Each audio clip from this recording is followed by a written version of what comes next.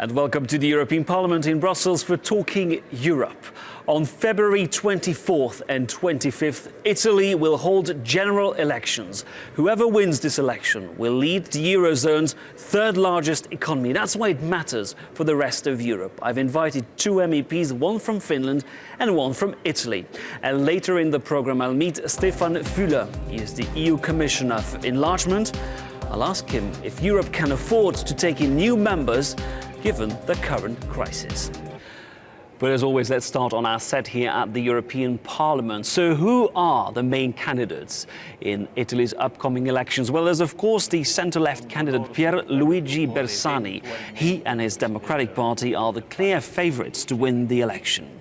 There's Mario Monti, the outgoing technocrat Prime Minister. He's the darling of Europe and the US, who calmed speculation and put Italy back on stage. And then meet the flamboyant ex-Prime Minister Silvio Berlusconi, who's blitzed the airwaves with a theatrical blend of anti-establishment populism.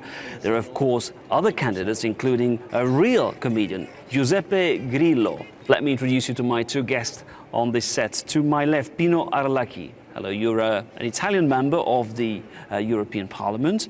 You belong to the Socialists and Democrats. In Italy, you belong to the Partito Democratico. That's the party of Pier Luigi Bersani, of course. Also on this set, Anneli Jäätteenmäki.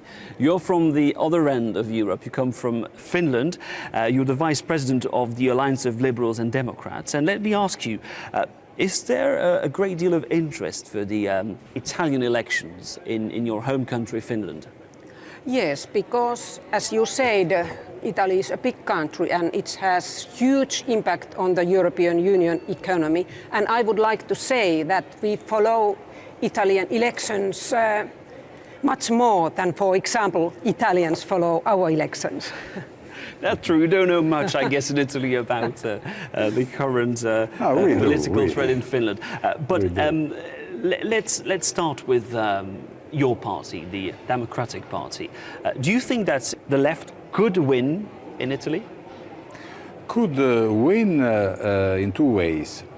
First, having absolute majority, or making an alliance with Mr. Monti's coalition of parties.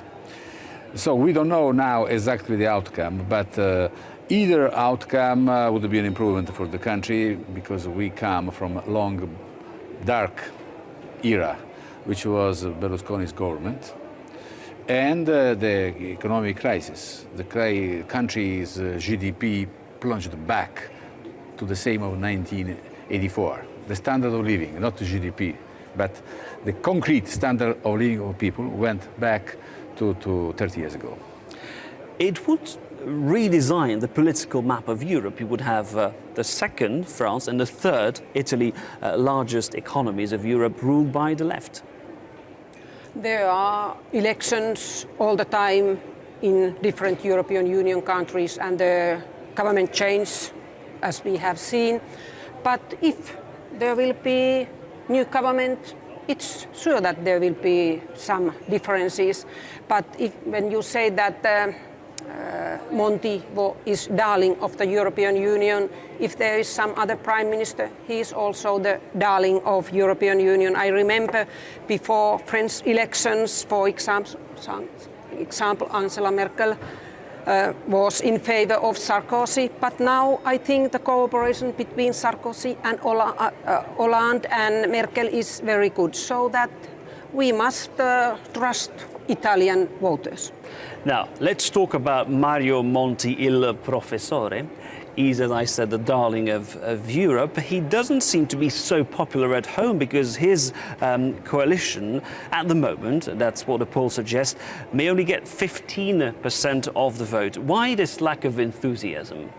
Because of the big mistake he did, transforming himself from a super partes personality that was respected by everybody into a player like all the others, into a man who tries to get a political advantage, attacking the left, attacking the right, making his own space in a way that diminishes his stature. So people don't perceive him anymore as a forward possible president as somebody who could really lead the country to the future. But